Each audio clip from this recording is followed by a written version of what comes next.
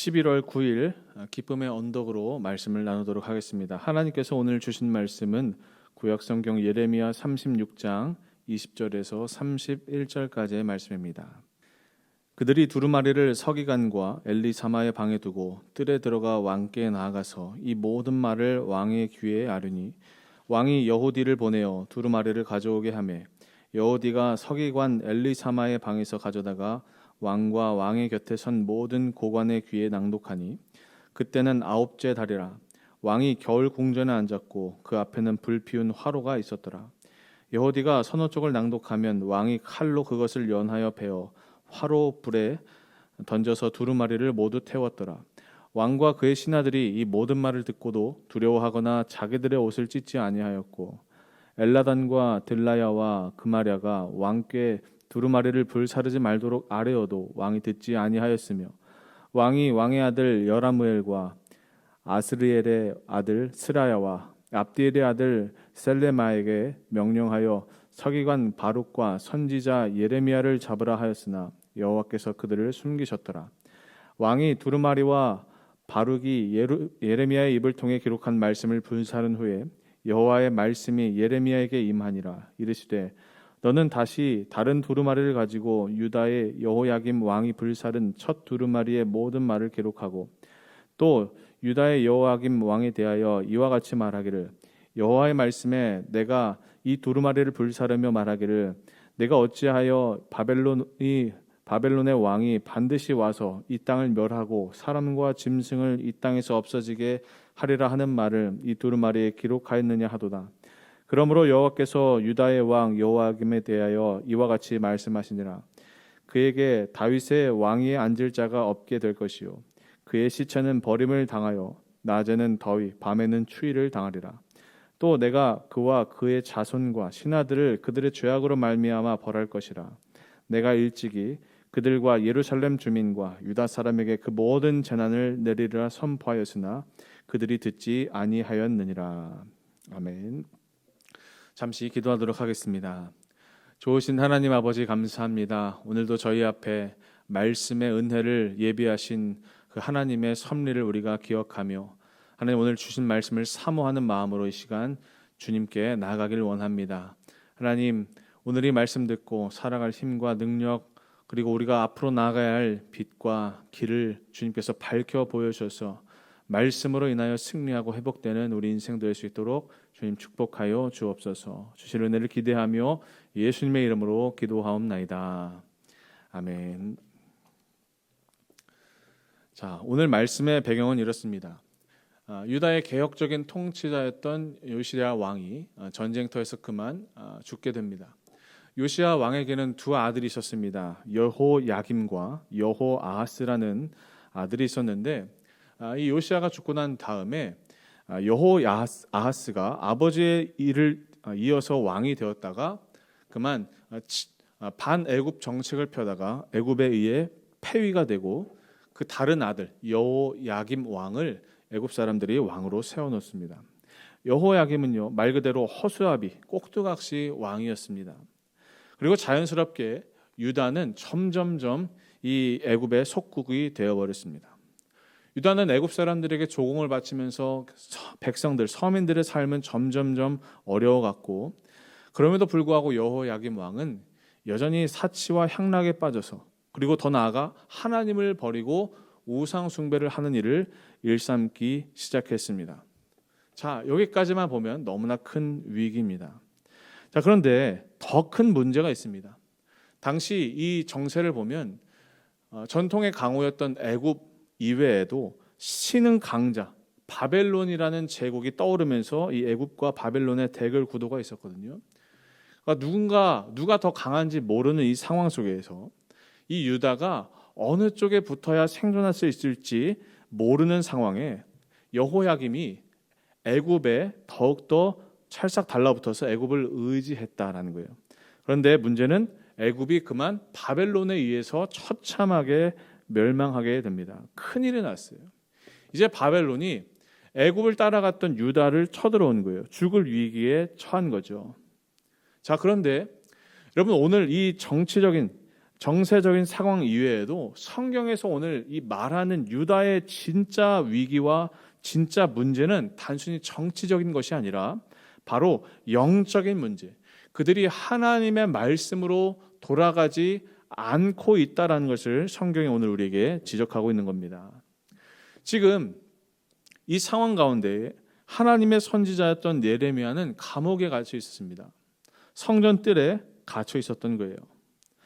그런데 오늘 본문을 보면 여러분 정말 놀랍게도 이런 남유다의 위기 상황 속에서도 하나님이 그 감옥에 갇혀 있는 예레미야에게 말씀을 주십니다. 예레미야를 불러서 예레미야야, 너는 지금 내가 하는 이 모든 말을 온 유다 백성에게 전하라 라는 거였어요. 오늘 본문에서 우리가 한 가지 놀랍게 기억할 수 있는 중요한 명적인 메시지는 무엇이냐면, 하나님은 어떠한 시대의 위기와 상황과 환경 속에서도 하나님의 말씀을 사모하고 믿음을 지키는 자에게 하나님의 말씀을 주신다는 거예요. 여러분 보십시오. 우리 인생에 우리가 살아가는 모든 믿음의 여정 가운데에 우리가 정말로 중요하게 생각해야 될 것이 무엇이냐면, 상황이 아니라 바로 하나님의 말씀이 여전히 우리 가운데 우리 삶에 들리느냐가 정말 중요한 것이다라는 거예요. 예레미야는 지금 감옥에 있습니다. 감옥은 어떤 곳입니까? 가장 비참하고 참혹하고 좌절과 슬픔, 절망, 무기력함이 있는 곳이 바로 감옥 아닙니까? 그런데 이 예레미야는 그 감옥에서, 그 좁은 곳에서도 여전히 살아계신 하나님의 말씀을 듣는 사람이었다는 거예요. 다시 말해서 하나님은 여전히 하나님을 사모하고 하나님의 은혜를 구하는 자에게 하나님의 말씀을 들려주신다는 거예요. 여러분 사도 요한도 그렇습니다. 사도 요한은 반모섬이라는 곳에 유배를 갔습니다. 그러나 그 유배를 간, 어떻게 보면 가장 처참하고 비참한 세월을 맞이하고 있는 그 반모섬에서 살아계신 하나님의 이 통치를 보았어요. 환상을 보았어요. 그리고 기록한 것이 요한계시록이죠. 성경에서 무엇을 얘기하고 있는 걸까요? 여러분, 가장 좁은 곳에서 가장 위대한 것을 보았다라는 거예요. 예레미야는 감옥이라는 가장 낮은 자리에서, 가장 비참한 자리에서 살아계신 하나님의 말씀을 듣는 가장 놀라운 일을 경험했다는 겁니다. 우리 성도들이 사는 세상도 어쩌면 이 예레미야가 갇혀있는 감옥과도 같을 수 있어요. 우리도 예레미야처럼 하나님을 믿긴 하지만 여전히 우리 삶에 처한 현실이 감옥이고, 아니면 사도 요한처럼 유배지처럼 환난이나 핍박, 이런 소외된 인생을 살게 되는 것이 우리의 현실이에요. 하지만 중요한 것은 무엇입니까, 여러분? 이 감옥 같은 상황 가운데서도, 그 반모섬 같은 상황에서도 우리는 무엇을 보면서 살고 있느냐 하는 거예요. 예레미야가 감옥에서 하나님의 말씀을 들었던 것처럼, 사도 요한이 그 유배지에서 살아계신 하나님의 놀라운 섭리와 경륜을 보았던 것처럼, 우리 모든 성도들도 비록 이 시대에 위기가 있지만 여전히 살아계신 하나님의 위대한 섭리를 바라보며 살아가야 한다는 것입니다. 자, 여러분, 이렇게 예레미야가 하나님의 음성을 들었습니다. 하나님께서 이 말을 온 유다에게 전하라고 하셨어요. 그래서 자신의 제자인 바룩을 불러서 그 말씀을 받아 적게 하고 그 말씀을 백성들 앞에서 읽으라고 지시를 합니다. 바룩이 그 예레미야로부터 들은 말씀을 다 적었어요. 그리고 그 말씀을 가지고 백성들 앞에 나가서 실제로 선포를 했습니다. 그러자 어떤 일이 일어나냐? 그 유다의 많은 백성들, 그리고 나아가서 많은 지도자들, 고관들, 고위 관료층들이 그 말씀을 듣고 회개하는 역사가 시작됐어요. 백성들이 마음을 돌이켜서 하나님께로 돌아갔어요. 말씀에 반응을 했어요. 오늘 성경에 특별히 본문을 보면은 이 말씀을 듣고 마음에, 그 가슴에 불이 붙었던 사람들이 소개돼요. 11절에 미가야가 이 말씀을 듣고 가만히 있지 않고 빨리 이 말씀을 전해야겠다라고 하며 많은 유력한 사람들에게 이 말씀을 전해요. 말씀의 불을, 그 붙여진 불을 확산시켰던 거예요. 14절에 있는 여후디라는 사람도 마찬가지입니다. 이 말씀을 너무나 빨리 전하고 싶은 그 뜨거운 가슴이 있었던 거예요. 여러분, 우리 인생도 이와 같아야 합니다. 우리도 꺼져가는 말씀의 불씨가 다시 한번 회복되어야 돼요. 여러분, 말씀을 준비하다가 특히 설교자가 가슴에 불이 붙을 때가 있어요. 말씀을 준비하면서부터 가슴이 뜨거워질 때가 있어요. 저는 이것이 진짜 복이라고 생각합니다. 말씀을 전하기 전에도 이미 내 마음이 뜨거워지는 거예요. 여러분들도 마찬가지입니다. 여러분, 상황 말고 여러분들의 인생에 여전히 말씀이 들려지는 것, 말씀이 선포되고 내 가슴에 막 하나님을 향한 뜨거운 감동과 감격과 그 감사가 여전히 있을 때 그것 자체가 이미 복이라는 거예요. 더 나아가서 특히 우리가 이 하나님의 말씀을 사모하는 인생, 내 가슴이 하나님의 말씀으로 불붙기를 갈망하고 간구하는 인생이 되어야 해요. 우리가 설교의 홍수의 시대를 살고 있지만 여전히 말씀으로 더 뜨거워지기는 어려운 시대를 우리가 살아가고 있지 않습니까? 우리에게 필요한 것이 무엇입니까? 말씀으로 우리의 삶을 불붙이는 일이다 하는 거예요. 자, 오늘 말씀의 결론이 어떻게 되는가? 이렇게 예레미야가 감옥에서 전한 말씀을 듣고 많은 백성들이 회개하고 고위 관료층까지 그 말씀 앞에 엎드리기 시작했어요. 그런데 이 말씀의 불씨가 어디까지 가느냐? 바로 여호야김 왕에게까지 갑니다. 여후디가 말씀을, 그 예레미야가 전한 말씀을 여호야김 옆에서 읽어주는 거예요. 그런데 이미 여호야김은 타락할 대로 타락한, 영적으로 완전히 잠들어버린 인생이었어요. 왕이 그 여호디가 전한 말씀을 듣고 어떻게 했느냐? 오늘 성경에 보니까 그 두루마리를 가져와라 하면서 그가 읽었던 구절들을 그때마다 칼로 다 베어버리는 거예요. 그리고 마침 그때가 겨울이었는데 왕궁에 난로를 떼고 있었던 거기다가 그 잘라버린 말씀을 다 불태워버렸어요. 완전히 말씀을 산산조각 내가지고 태워버렸다라는 거예요. 몇몇 신하들이 나서서 그러면 안 됩니다라고 만류하고 간청했지만 들은 척도 하지 않고 하나님이 전하시는 그 말씀을 어떻게 했어요? 완전히 불살라 버렸어요.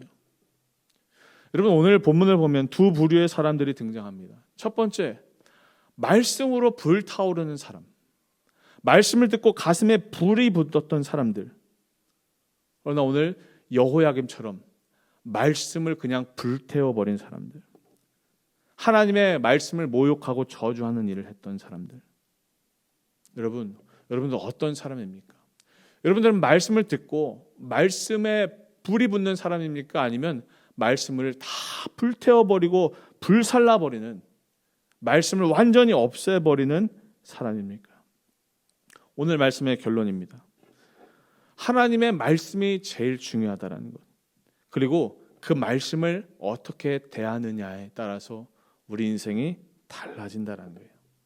아무리 큰 위기가 와도 하나님의 말씀이 선포되고 들리면, 그리고 그것을 사모하고 마음에 받아들이면 승리하는 인생이 됩니다.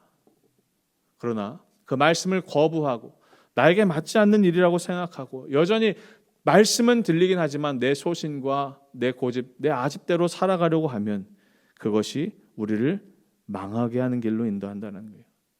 말씀은 우리를 편한 길로 인도하는 것이 아니라 우리를 바른 길로 인도한다는 것, 우리가 기억했으면 좋겠습니다. 말씀을 마칩니다. 여러분, 다시 한번 하나님의 말씀으로 돌아가는 인생 되기를 원합니다. 말씀이 들릴 때 여러분들의 인생이 회복되고 살아나고 말씀이 불붙을 때 여러분들을 통해서 하나님이 일하심이 드러나는 놀라운 축복의 통로로 쓰임받게 되기를 주의 이름으로 간절히 축원합니다. 여호야김이 되지 마시고 그 말씀을 들었던 수많은 백성들의 자리에 서서 하나님의 살아계심 증거하는 믿음의 종들 되시기를 주의 이름으로 간절히 축원합니다. 잠시 기도하겠습니다. 하나님 아버지, 감사합니다. 오늘 주신 말씀을 기억하며 다시 한번 살아계신 하나님의 말씀을 사모하는 인생 되기를 원합니다. 그 감옥 한복판 가운데서도 하나님의 음성을 들었던 이 예레미야를 우리가 기억하며 가장 좁은 곳, 가장 비참한 곳에서 가장 크고 넓고 위대한 것을 보았던 그 삶을 따라 우리도 그렇게 살기를 원합니다. 하나님, 오늘도 우리에게 말씀하시는 그 하나님의 음성을 마음을 열고 듣고 사모하고 우리의 삶에 열매 맺을 수 있도록 믿음으로 살아가는 저희들 될 수 있도록 주님 축복하여 주옵소서. 오늘 모든 성도들의 삶을 기억하여 주셔서 어느 자리에 있든지 하나님의 영광을 드러내며 하나님께 존귀 여김받는 삶으로 나아갈 수 있도록 주님 인도하여 주옵소서. 주신 은혜 감사하며 예수님의 이름으로 간절히 기도하옵나이다. 아멘.